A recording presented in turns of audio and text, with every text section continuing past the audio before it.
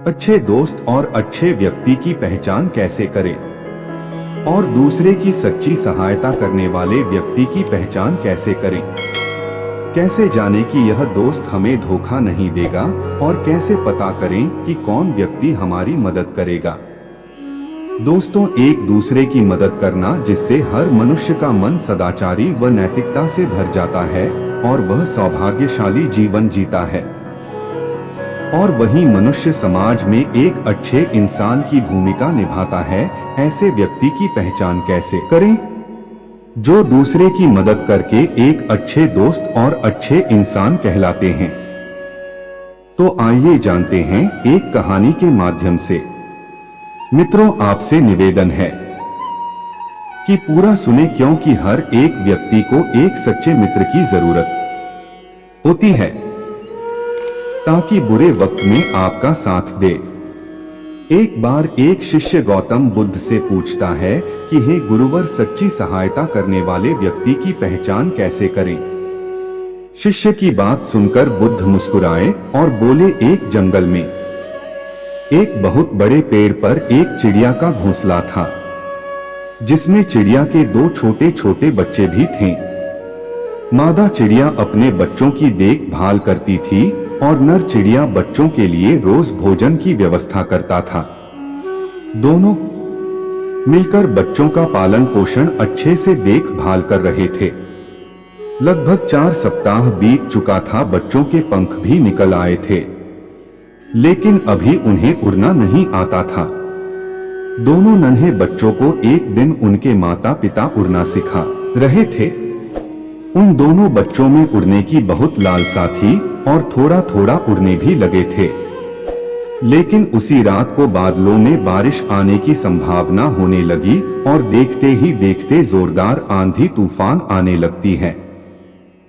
आंधी तूफान थमने के बाद उनमें से एक नन्हा बच्चा अपने परिवारजनों से बिछड़कर अपने घोंसले से बहुत दूर आ गया था।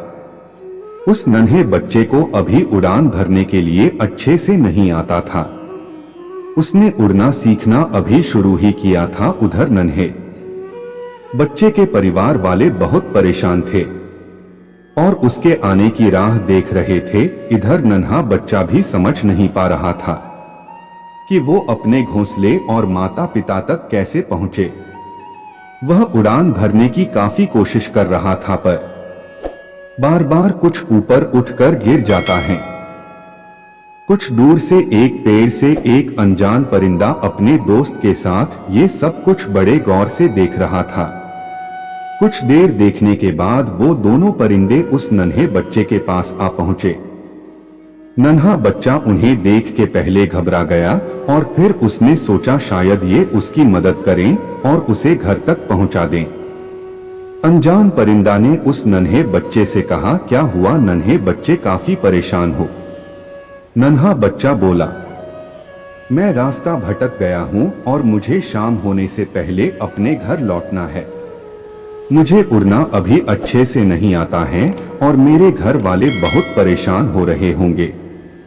क्या आप मुझे उड़ान भरना सिखा सकते हैं? मैं काफी देर से कोशिश कर रहा हूं लेकिन मुझे कामयाबी नहीं मिल पा रही है। उस नन्हे बच्चे की बात सुनकर अनजान परिंदा सोच में पड़ जाता है और थोड़ी देर सोचने के बाद नन्हे बच्चे से कहा, जब तुम उड़ान भरना सीखा नहीं है तो इतना दूर निकलने की क्या जरूरत थी? अनजान परिंदा वह अपने मित्र के साथ मिलकर नन्हे बच्चे का मजाक उड़ाने लगा। उन लोगों की बातों से नन्हा बच्चा बहुत गुस्सा हो रहा था।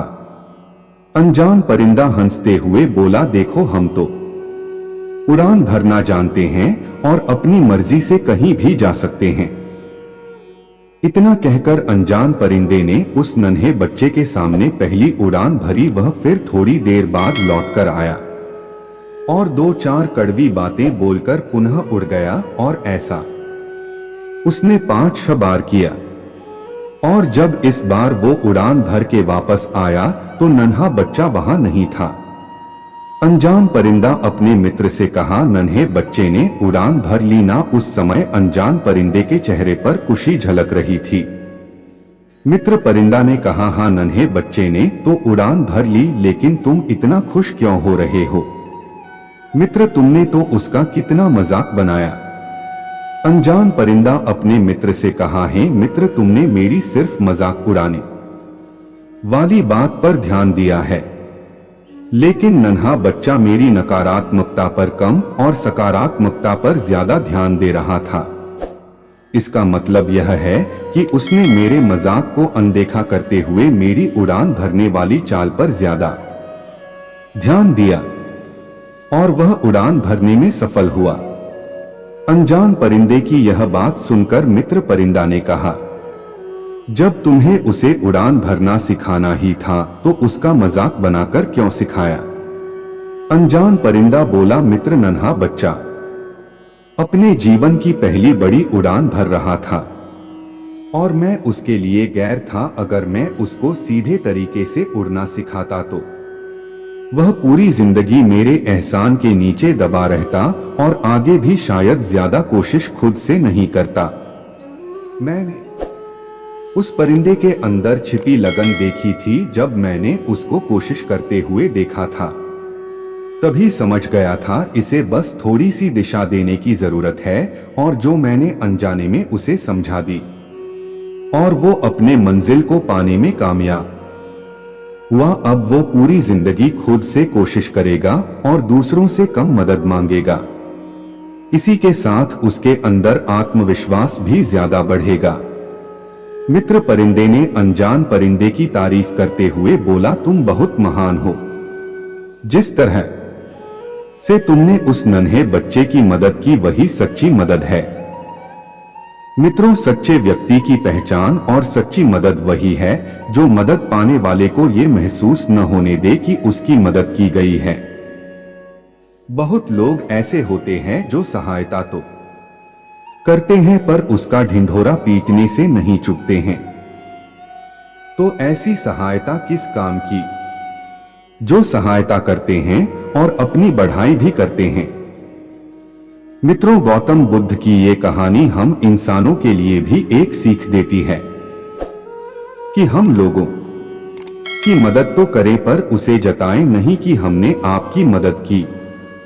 दोस्तों, अगर यह गौतम बुद्ध की कहानी अच्छी लगी हो तो लाइक और कमेंट करें। अगर चैनल को अभी तक सब्सक्राइब नहीं किया है तो अपने कोमल और दयालु मन से सब्सक्राइब करें। धन्यवाद।